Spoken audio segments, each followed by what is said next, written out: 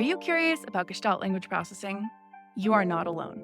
Join me, Corinne Smoose, and speech therapy PD for our podcast, The Gestalt Get Together.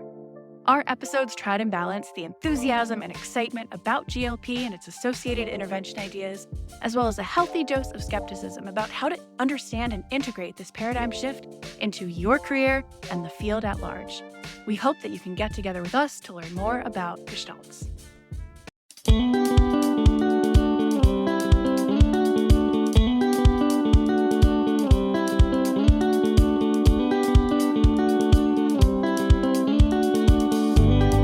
Welcome to Season 1, All Things Ethics, a podcast series presented by SpeechTherapyPD.com. The SLP Learning Series explores various topics of speech-language pathology. Each season dives deeper into a topic with a different host and guests who are leaders in the field. Some topics include stuttering, AAC, sports concussion, teletherapy, ethics, and more. Each episode has an accompanying audio course on SpeechTherapyPD.com and is available for 0.1 ASHA CEUs. Now, come along with us as we look closer into the many topics of speech-language pathology.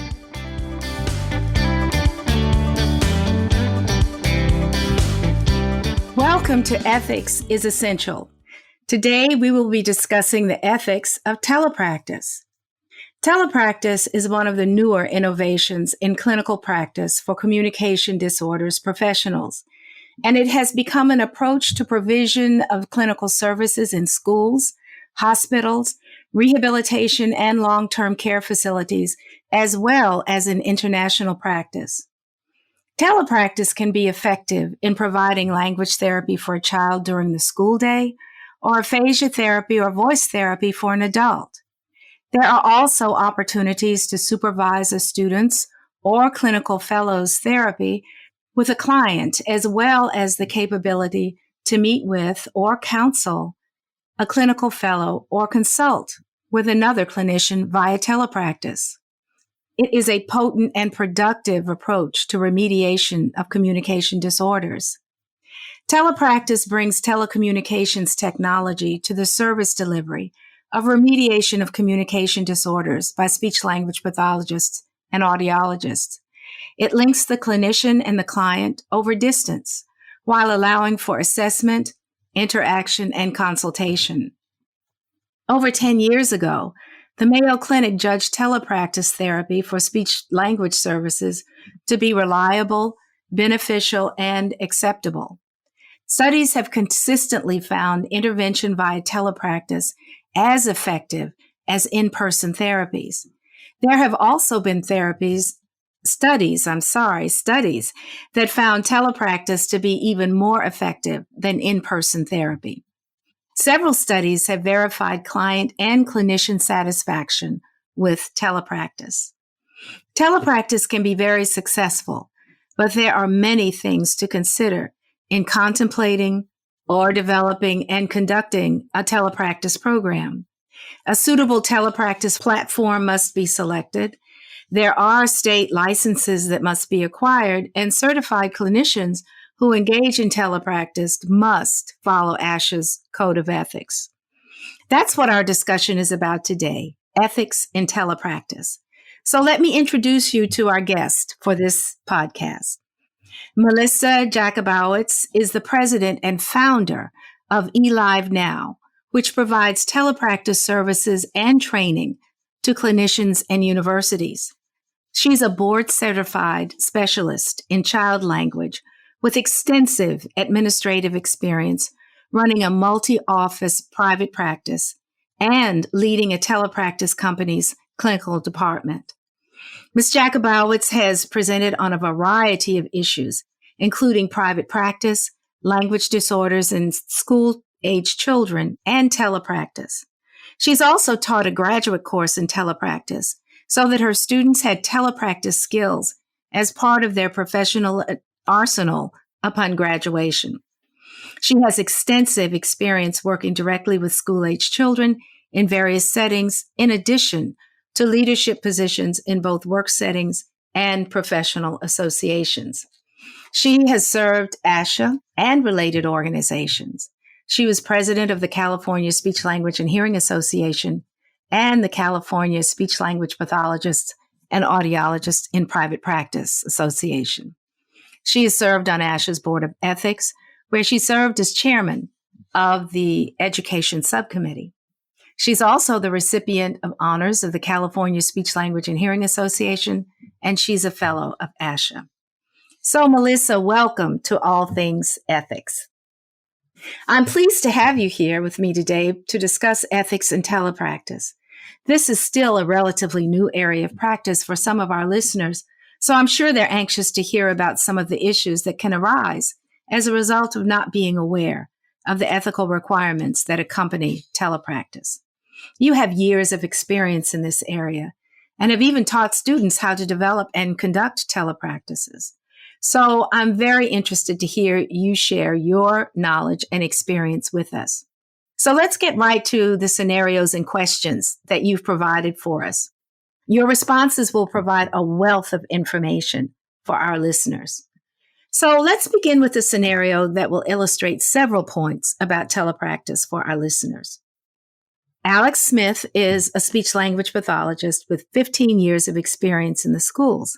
He lives in Ohio, and he decided to work for a company that provides services via telepractice.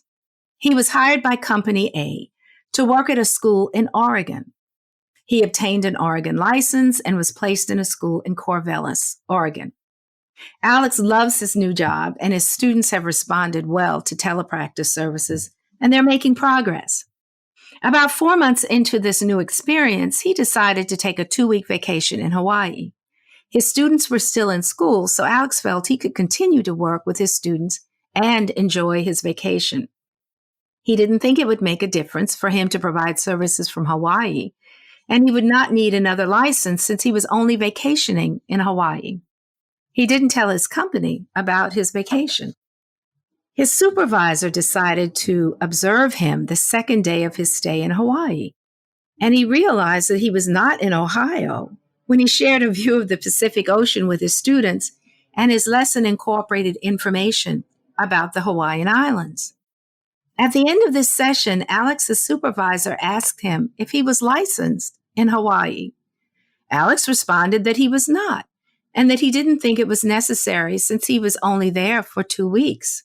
Upon hearing this, Alex's supervisor told him that he could not continue providing services while he was in Hawaii unless he was licensed there. Since Alex had not gotten a license immediately, his supervisor told him that he would not be paid for the sessions while he was in Hawaii, since he was not legally licensed to practice in that state. This made Alex angry since he would lose money, the money that he was counting on to pay for his vacation. He wanted his supervisor to just ignore the fact that he was in Hawaii, but she couldn't ignore it because of her commitment to upholding ASHA's Code of Ethics. So, Melissa, what's your response to that? Well, thank you, Elise. I think this scenario illustrates several issues that are important in terms of ethical practices of telepractice. First, it's important to know that one must obtain a license in the state where you're providing services from, as well as the state where a client receives those services. And the reason for this is that it's to protect the consumers. I think there's a great article that David Denton wrote. He's a former director of ethics at ASHA. He wrote an article back in 2005 that was published in Seminars in Speech and Language that talked about just this issue. In addition, there are several principles in the Code of Ethics that are related to this. Principle 4, Rule R, which states individuals shall comply with local, state, and federal laws and regulations applicable to professional practices, research ethics, and the responsible conduct of research. In addition, Rule N links the requirement for lawful practice to telepractice by permitting telepractice when it's not solely reliant upon correspondence and is consistent with professional standards and state and federal regulations. In addition, this scenario illustrates that a supervisor is bound by Principle 4, Rule 1, which states individuals shall not knowingly allow anyone under their supervision to engage in any practice that violates the Code of Ethics. Certainly, this scenario is a reminder that individuals participating in telepractice should obtain a license from the state where services are provided, as well as where the client receives those services. In addition, it's incumbent on the telepractitioner to be aware of any laws in states where they are licensed, to understand the regulations and laws, and to continually update themselves around those regulations. I also think that initially there was some confusion because of some language that was on the ASHA website that since has been updated, where it stated that clinicians should be licensed in the state where they reside as well as in the state where their client resides, not taking into consideration that we've got a very mobile society. So it's important to remember that you are licensed in the state where your client is receiving those services, and you are licensed in the state where you're providing services from. Interesting. So 2 licenses. If you're in one state, your client is in another, then that requires 2 licenses. Correct. And the same thing goes if your client is mobile and moves to another state or goes on vacation in another state. You need to know that because you need to be licensed in the state where the client is receiving services from. And the supervisor was probably, again, this situation may be handled differently by different companies, but I believe the supervisor was within her right to say, I can't pay for these services because you are not licensed in the state, and we can't bill the school districts for a service where you're not appropriately licensed. Interesting. So, Melissa, for colleagues who may have clients in, let's say, 3 or 4 different states, that means that they have to be licensed in each of those states as well as the state in which they live. Correct.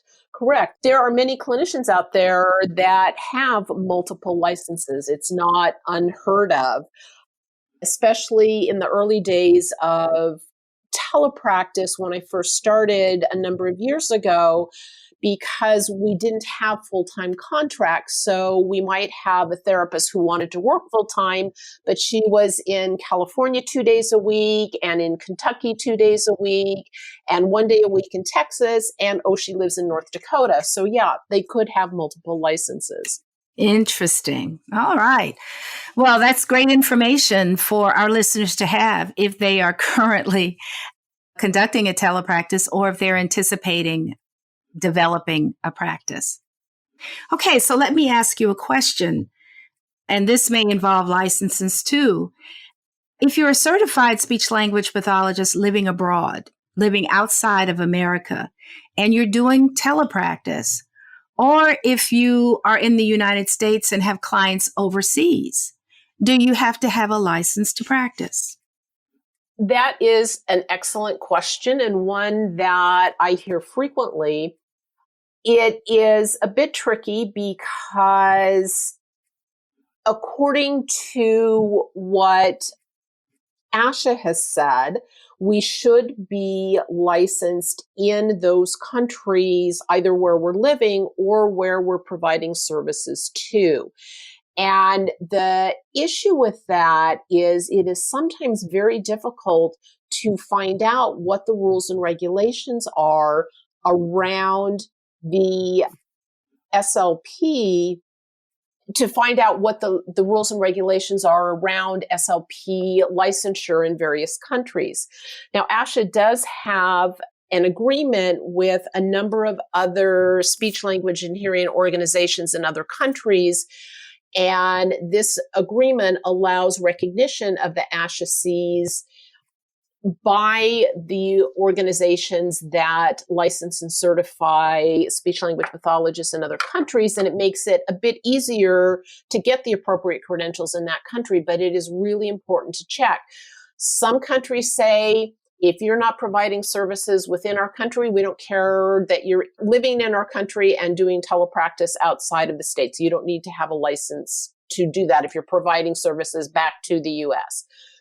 Other countries don't even understand telepractice or what it is about. And so it is difficult because telepractice is so new, especially outside of the United States, except for maybe Australia, where they've been doing it for quite some time. It's important to, check in with the licenses and figure out what licenses and what kind of credentials you need. That's interesting because I can imagine in some countries, it may even be difficult to know what agency or what authority you would check with. In my travels, and I'm sure yours also, I've been to some places where there wouldn't necessarily be a way to know who or what office you should check with in order to find out whether or not you need a license for telepractice. So I think for these, especially for our colleagues who are doing international practice, that could be a real challenge, couldn't it? It definitely is. I've talked to a number of clinicians who have attempted to get some information, and oftentimes they'll say, I checked with this country and they said that they should be providing services or they should have a license, and somebody else will say, well, I was told I didn't have to have a license. So it is a bit confusing. Okay. So again, as I was saying, you've got to check with the country. I think the best place to start is with ASHA.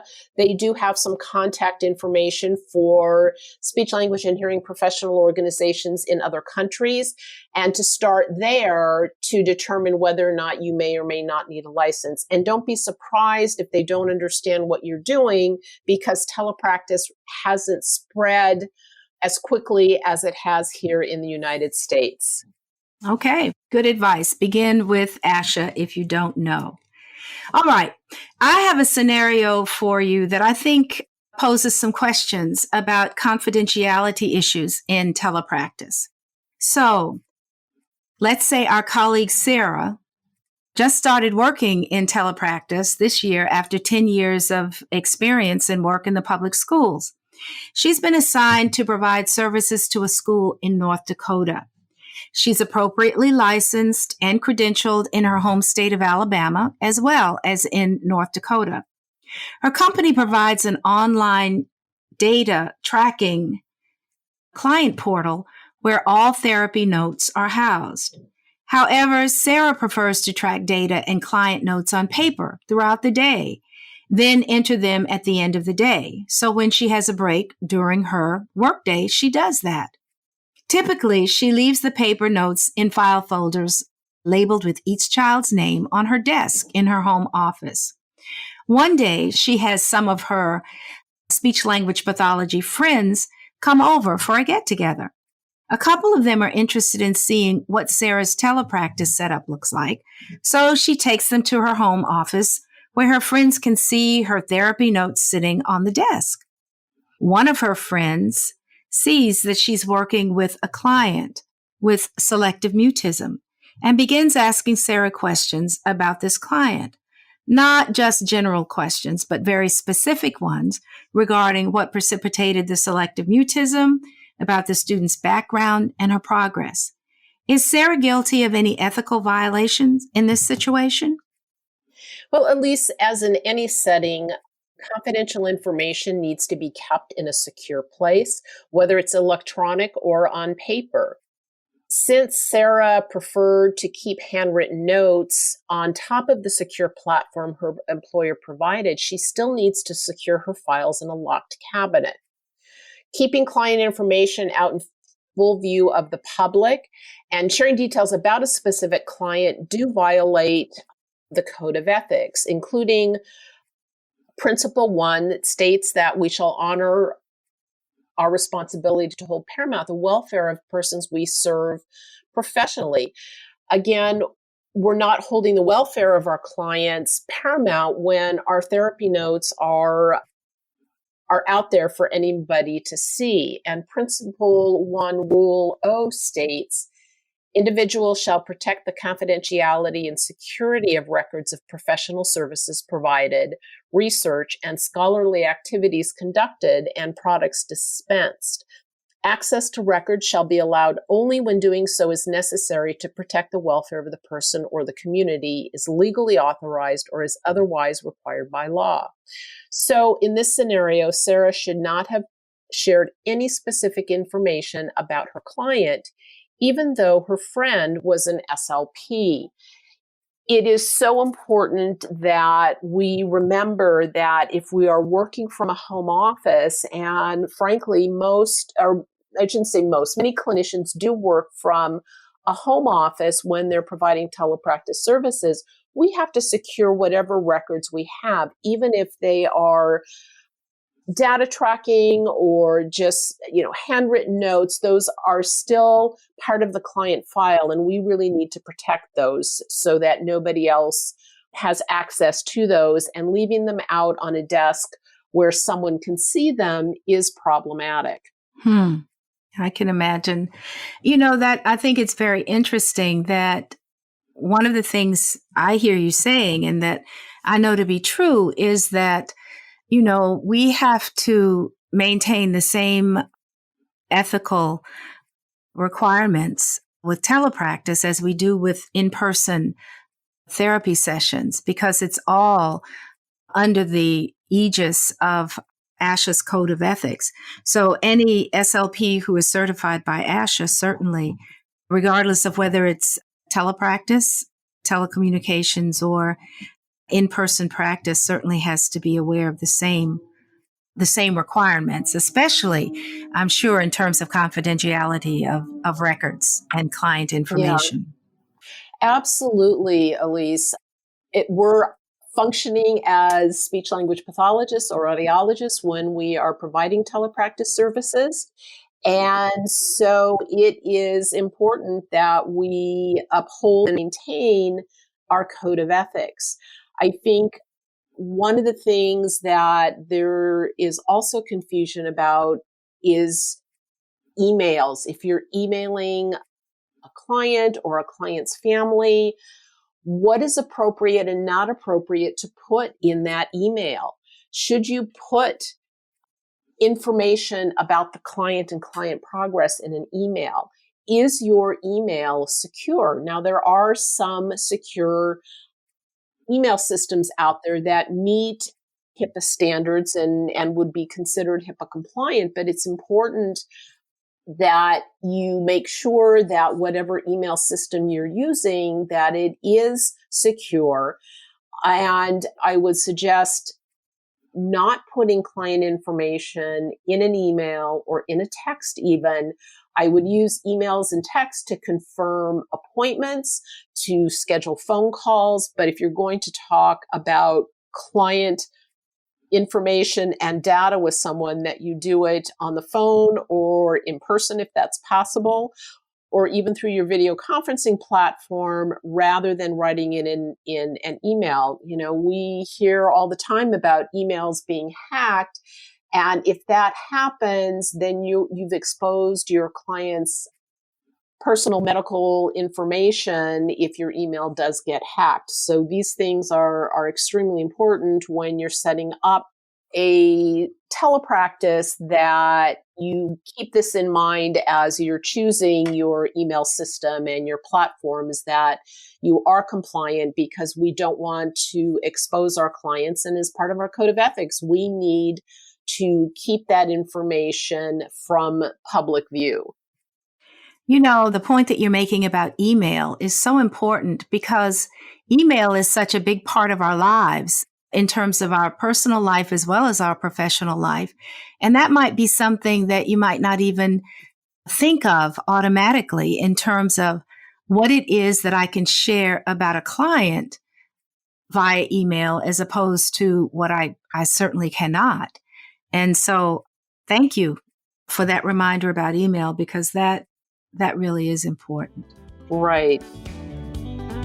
Want graduate level semester credits for your speechtherapypd.com courses? They are available now in collaboration with the University of Pacific. And as you know, most of our 750 plus video and audio courses are evidence-based and all are super practical. Subscribe now. So let's let our listeners have you respond to a scenario about client safety in telepractice. Susan has been doing telepractice for 2 years. She sees Dave, an adult client with vocal nodules, whom she's been working with for 6 months. Today, during their online session, Dave mentions that he's not feeling well. Shortly thereafter, he appears to faint, and he appears to be having a seizure. Since Susan lives in Delaware and Dave is in Florida, she can't call 911 because she will not be connected to emergency service near Dave. Once Dave recovers, his wife complains that Susan did not do anything to help her husband during his medical emergency. Did Susan have a responsibility in this situation? Absolutely. SLPs have an ethical responsibility to keep their clients safe. And when we are physically in the same space with our client, it's very easy to do that because we can pick up the phone and dial 911. But with Susan, who lives in Delaware, and Dave is in Florida, Susan dials 911 in Delaware. She's going to be connected to the Delaware emergency services in her state, and they can't help Dave in Florida. So clinicians should always ask the client where they are located during each session, because we know our clients can be mobile. And we also need to ensure that the clinician has the emergency contact numbers for them, not just family members' contact information, but the direct dial phone number for emergency response professionals, including fire, police, and ambulance, in addition to the family contact members. And it's also important to be aware of any medical issues that a client will have, so that you know if, for instance, somebody has a seizure disorder, then you want to be aware of that and aware of any signs that things that may happen before the client actually has a seizure. We must keep our clients safe, and this is not only do we keep their records safe, but we have to keep them personally safe as well. Now, in telepractice, in particular when we're working with kids primarily, but also some adults as well, we have a facilitator or an e-helper with our clients. So it's important that having that person there can really help if there is an emergency, and can help if a client gets ill, just like Dave did. But we need to think about those things. And I have to admit, early on when I first started in telepractice, I hadn't thought about that. But I talked to a colleague of mine who had been doing that, and she happened to mention about getting emergency contact information, and she talked about it in a presentation that she did, and I talked to her about it afterwards, and I was glad that she did, because it's not something that you think about. You assume that your client is going to be healthy and available and there, and you also need that information, not only if there's an emergency with your client, but what if if Dave was in his home and somebody broke into his house, or his house caught on fire. So there's all kinds of not so good things that can happen, and that we do need to be prepared for them, even if we're 100 miles or 1,000 miles away from our clients. Wow. Gosh, I can imagine that is something that's quite compelling, to have a client have a medical emergency via telepractice. But what I hear you saying very clearly is that we have to be prepared for that and have the information that we need in order to be able to assist that client, even from over a distance. Yeah, absolutely. And that is always, kind of a scary thing to think about. But I've been in situations where these emergencies have happened, and being prepared really helps you to deal with it in a calm manner. And sometimes, even if, let's say Dave's wife had been there and David had a seizure and he never had a seizure before, his wife might not be in the frame of mind to be able to call 911. She wants to help her husband and may be so distraught that she's not able to make that phone call. So the clinician needs to be able to do that for her. Another very good point. Very good. Okay, let's switch gears a little bit. And I want to talk about, what about selecting a video conferencing platform for your telepractice? Are there special requirements that can become ethical issues if you ignore them? What is it that someone who's starting out, let's say with a private practice, who wants to do telepractice, what do they need to know about selecting the platform? Well, certainly we've touched on the confidentiality issue. And when telepractice first came about was when Skype was first introduced to us. It was the first video conferencing platform. And if you have ever used Skype, you know that it was, not great quality. There was a lot of pixelation and a lag between the audio and video feed. And if we were to do telepractice with Skype as it was back then, it was not equivalent to in-person therapy. And our code does say that if we do telepractice, it does need to be equivalent to in-person therapy. And that's certainly something to consider as you're looking at a platform. You want high quality platforms, and most platforms that are out there today are high quality. They have much better audio video feed than they do. And there are even now some platforms that are specific to SLPs, and they are built by SLPs for SLPs, and not only have the video conferencing piece, but have data tracking systems and materials and all kinds of other bells and whistles built into those systems. So it's important when looking at a video conferencing platform that you ensure that it is encrypted to the standards that are set out in the HIPAA laws. And it's important too that you're able to obtain what's called the Business Associate Agreement, or a BAA. This helps protect both you and the video conferencing platform and lays out who is responsible for what portions of maintaining the confidentiality of their server and who has access to those servers. So again, in choosing a platform, we have to make sure that the quality is what it would be in person. We have to make sure that we're ensuring our clients' security and that we get that business associate agreement as well.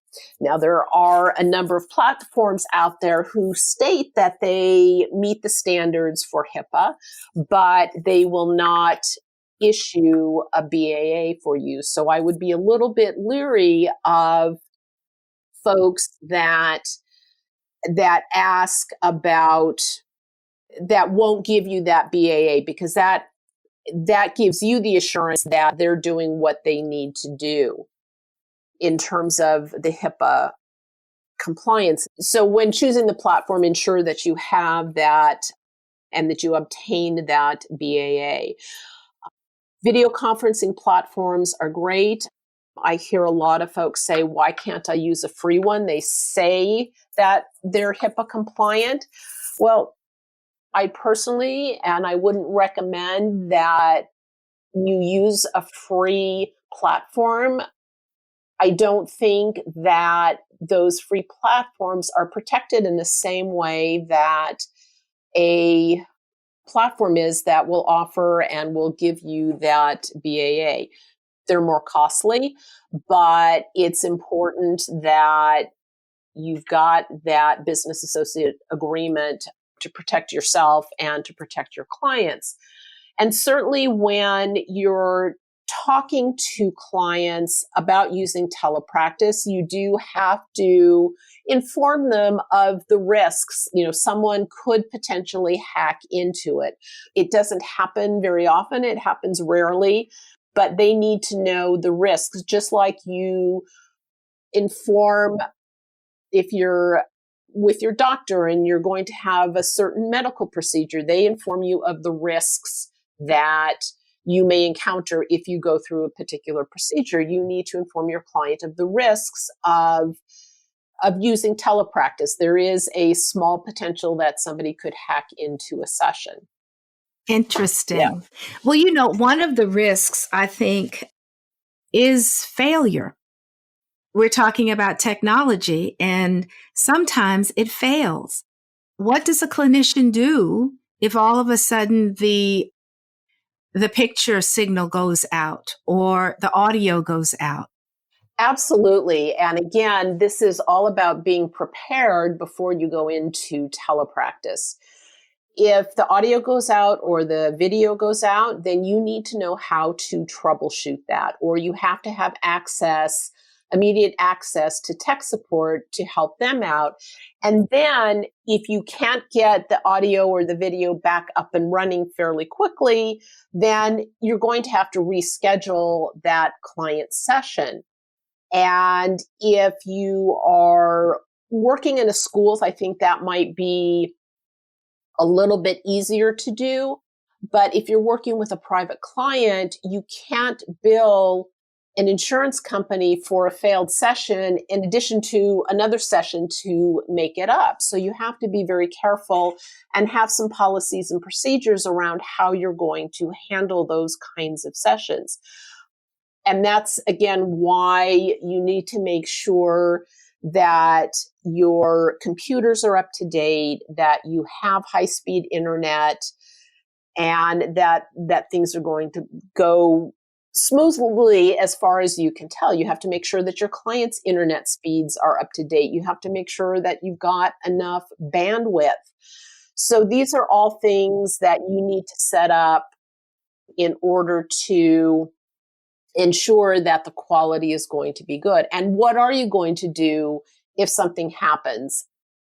There could be a tornado that comes through and affects your client's internet, or I'm in California. We have earthquakes, unfortunately, and sometimes that cuts off the power. So if I have no power and I don't have any auxiliary power, I've got to figure out a way to meet my client's needs. So it's important that you have policies and procedures in place on how you're going to handle disruptions to the video conferencing.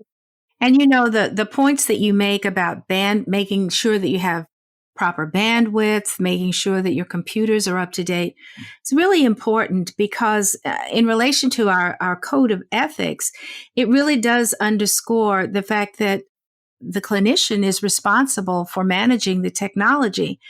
And the Code of Ethics principle, Section 2, Rule H, says that individuals shall ensure that all technology and instrumentation used to provide services or to conduct research and scholarly activities are in proper working order and are properly calibrated. So we really do, as clinicians, have responsibility for the equipment, but also obviously for having backup plans if there's a failure of some sort. So, yeah, absolutely. Great information. And I've seen that. Yeah, and those backup plans could be as simple if you've only got a few minutes left in the session, that maybe you finish the session over the phone. If you've got a lot more, and you have to decide at what point do you end the session when you can't get it back up and running. And so again, just having those policies and procedures, and again, sticking to the code of ethics and making sure that everything's in proper working order. Sure. Makes a lot of sense. Are you taking advantage of our new amazing feature? The Certificate Tracker. The free CE Tracker allows you to keep track of all of your CEUs, whether they are earned with us at speechtherapypd.com or through another provider. Simply upload your certificate to your registered account and you're all set. So come join the fastest growing CE provider, speechtherapypd.com. So now let me ask you about the fact that there may be folk who are really interested in doing telepractice, are thinking about how they might get started and what it would entail. But let me ask you about this. Do speech language pathologists who use telepractice require special training? There is nothing in writing that says that require us to have training, except if you look at a couple of our code of ethics, Principle 1, Rule A states that we shall provide all clinical services and scientific activities competently, number 1. And then Principle 1, Rule B states that we shall use every resource, including referral, etc., to ensure quality services is provided. And then Principle 2, Rule A states that individuals who hold the CCC shall engage in only those aspects of the profession within the scope of their professional practice and competence.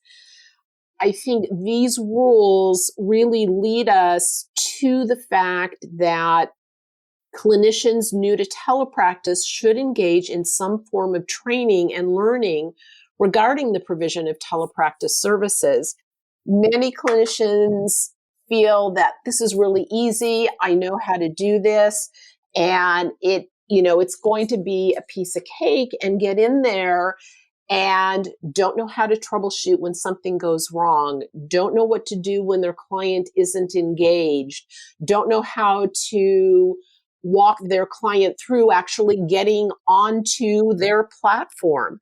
So I think our Code of Ethics really points us to getting some sort of training and expanding our knowledge about telepractice before we jump into it. I think if we think about, I've been in this profession a long time, and back in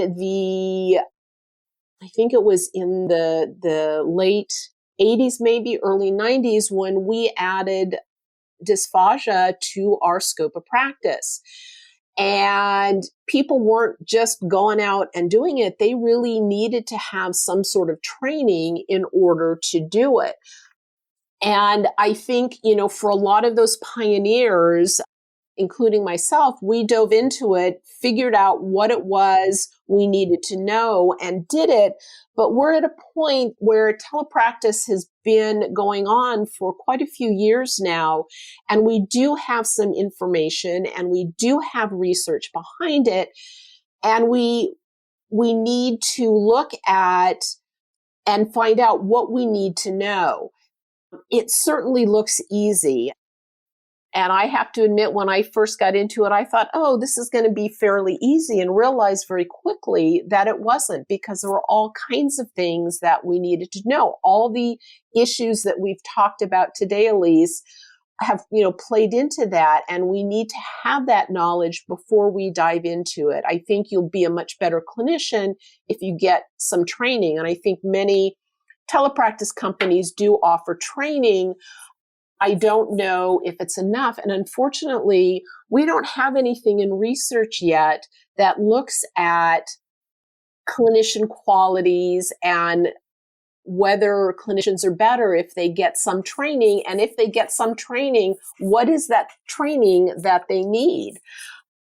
I've been doing this long enough that I have a sense of it, but that is my clinical judgment, and it's based on my prior knowledge. And I certainly work on training SLPs, but it's important that SLPs seek out that knowledge. We have a nice body of research on providing telepractice services.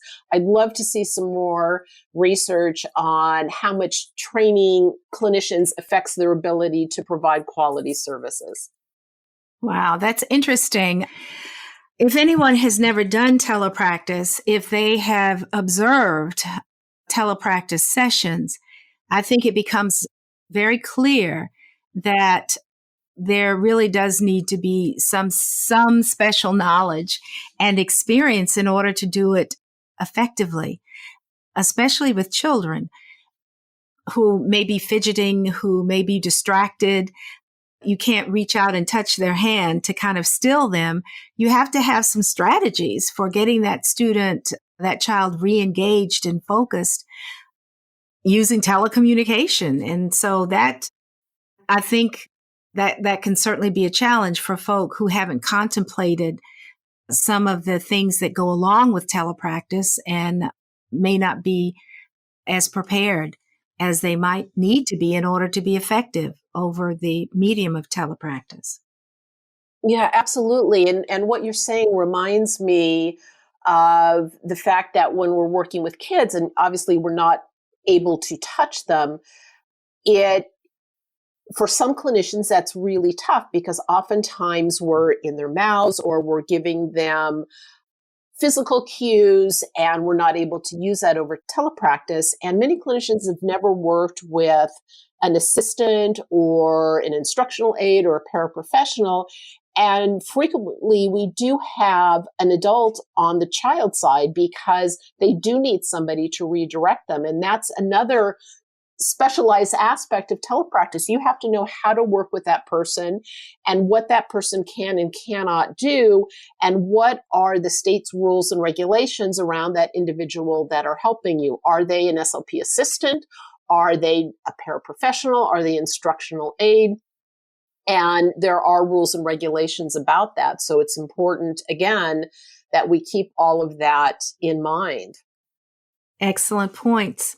Let's talk about clinical supervision via telepractice. It can be done through telepractice, but are there ethical issues that can arise that are more likely to occur in supervision by telepractice than with in-person supervision?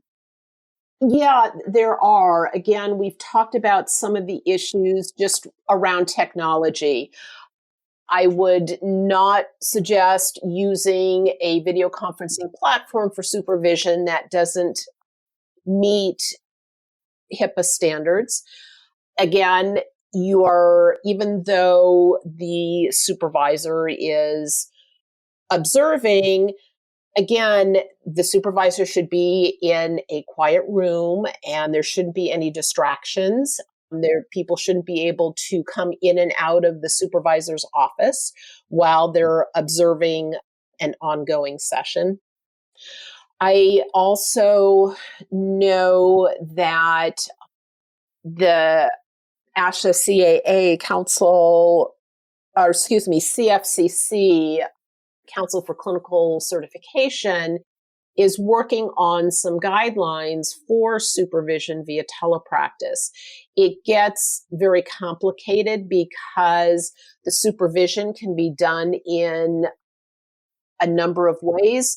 And again, we want our students to be trained in telepractice. And should a student, there are questions around if a graduate student is receiving training in telepractice, should the supervisor be physically there with the graduate clinician, or can they do that remotely? Is it appropriate for a supervisor of a clinical fellow to supervise 100% remotely? And these are all things that CFCC is working on and promulgating some rules and regulations. But again, as a total, our Code of Ethics definitely talks about supervision, and we need to do it appropriately. And again, our Code of Ethics does apply to what we are doing. and we do need to follow the code, whether we're supervising via telepractice or whether we're doing it in person. Interesting. I once was visiting a program at a university, and there was a clinical supervisor who was doing some supervision via telepractice. And it was quite something. At one point, her phone rang. She answered the phone. She had a short conversation with the person on the other end. A couple of students knocked on her door and came in and asked a couple of questions. All of this while she is supposedly observing a student who is engaged in clinical practice.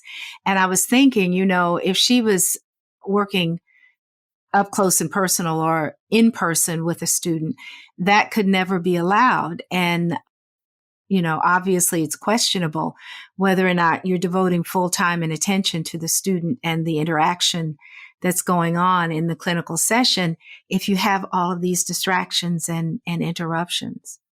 So I think you make some really good points about the importance of attention and stillness and quietness and focus with telepractice supervision. Yeah, absolutely. Just like we would in a telepractice session, we need to ensure on our client side that we maintain their confidentiality by making sure that they're in a room where they're not going to get interrupted.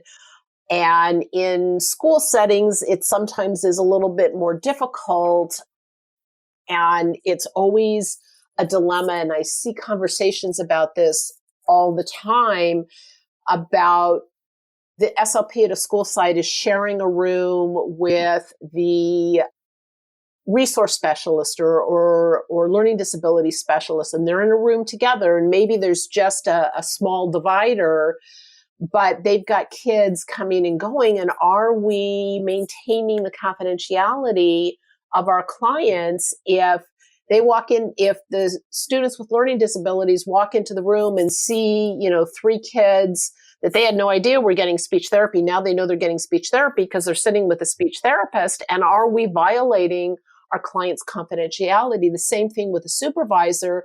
We need to maintain the confidentiality of the clinician and the clinician's clients, and having the phone ring and having other people walk into your office and having conversations while you're supervising. Is it appropriate? And are we violating, again, confidentiality?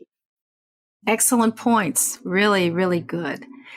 So as speech language pathologists, we all have our tools and the things that we work with, our materials and our tests and other things. So I have a question. Do clinicians have to get permission from the publisher to use their tests or materials in a video conferencing situation? And are there copyright issues that we have to be concerned about? Well, I'm not a copyright expert, but my understanding of it is that if you own materials, you can share them with your clients by screen sharing them or using a document sharing camera. It's a bit different with tests, and with many of them, depending on how you use them, you may need to get permission from a publisher. It would be a good practice to check in with publishers of tests to determine whether or not you need explicit permission. And this is all part of being an ethical practitioner and not using materials and tests in an unethical manner. The same thing goes for online materials. There are a number of websites where you can purchase materials or download materials, and it's not appropriate for you to share those materials with other folks. I just read an interesting blog post recently about copyright issues. And when we purchase materials, there are terms of understanding. And if you actually read those terms of understanding rather than just clicking that you agree, you will see that you're agreeing not to share those materials with anybody else. And that's essentially what a copyright is all about. Okay. So be careful and don't hesitate to ask if you're not sure. Absolutely. Good yeah, point. Absolutely. Melissa, are there certain situations or communication disorders that are not particularly suitable for a really effective telepractice? That is an excellent question, Elise.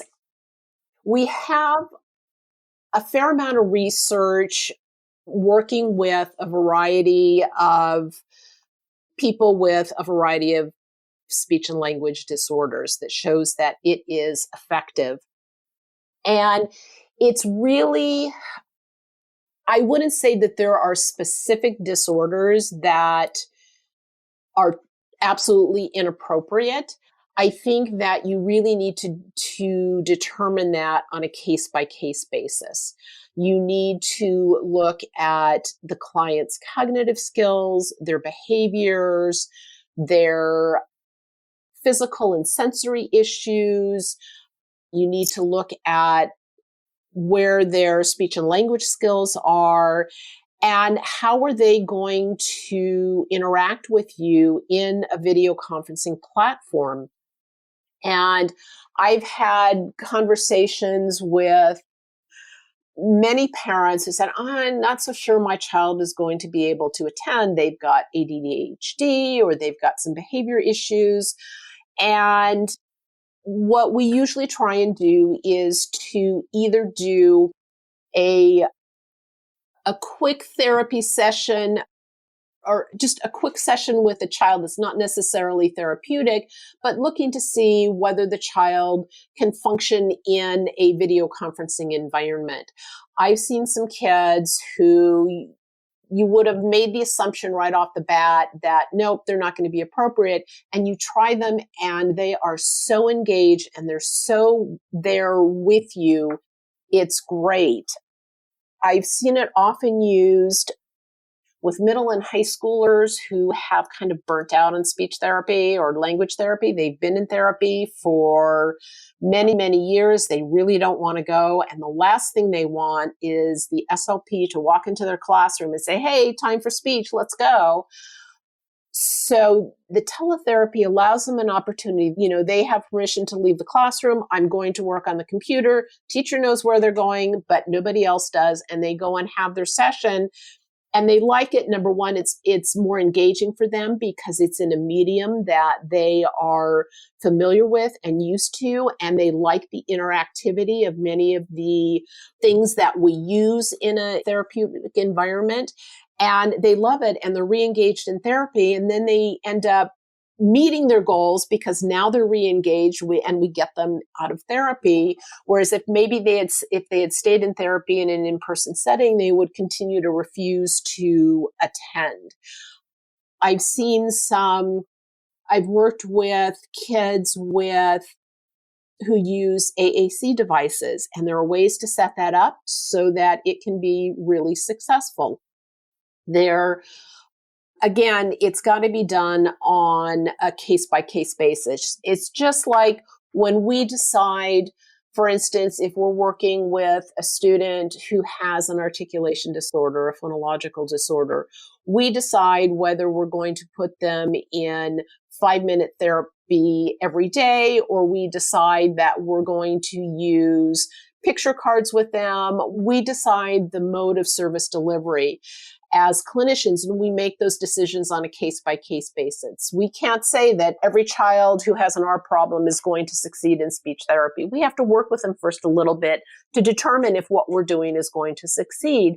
And then if we decide that this client is not a good candidate, we need to be able to decide that fairly quickly. And if they're not, we need to be able to refer them to in-person therapy. And our Code of Ethics implores us to do that. When we cannot treat a client, we need to be able to refer them to somebody who can. I really like your idea of trying it, not making a decision without having any information about how the child will react to the telepractice environment. But that is just great advice. If you're not sure, try it and see how the child relates to that type of environment. Thanks. Okay, one last thing that I want to ask you about, and that is, what should a clinician do when their employer demands that they continue to treat clients that they don't believe are appropriate for telepractice services? Well, Elise, unethical employer demands not only happen in telepractice, but also happen in person settings. So essentially, you want to do the same thing you would do in an in-person setting. We are required to practice in an ethical manner, and our Code of Ethics lays out how we do that. When an individual clinician feels that the demands of a job are violating the Code of Ethics and their own ethical practice, they have a few choices. They can continue doing what the employer tells them to and potentially put themselves in a position of being accused of violating the Code of Ethics.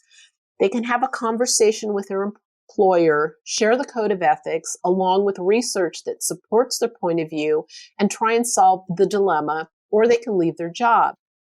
Of course, none of these are easy decisions, as we all want to be ethical, but we have a duty to refer patients, which is Principle 1, Rule B, to ensure quality services provided. And we have a duty not to defraud insurance companies or clients or our employers. Often, just having a calm conversation with an employer is the best way to handle these situations.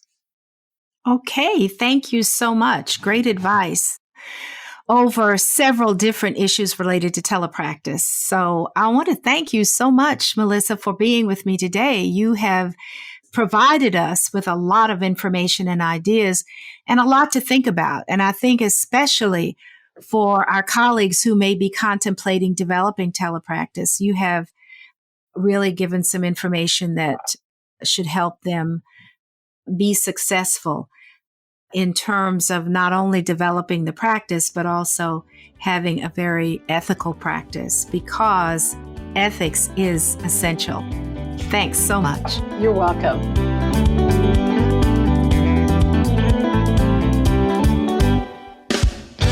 Thanks for joining us at SLP Learning Series. Remember to go to speechtherapypd.com to learn more about earning ASHA CEUs. We appreciate your positive reviews and support and would love for you to write a quick review and subscribe. If you like this and want to hear more, we are offering an audio course subscription special coupon code to listeners of this podcast. Type the word SLP Learn for $20 off. With hundreds of audio courses on demand and new courses released weekly, it's only $59 per year with the code. Visit speechtherapypd.com and start earning ASHA CEUs today.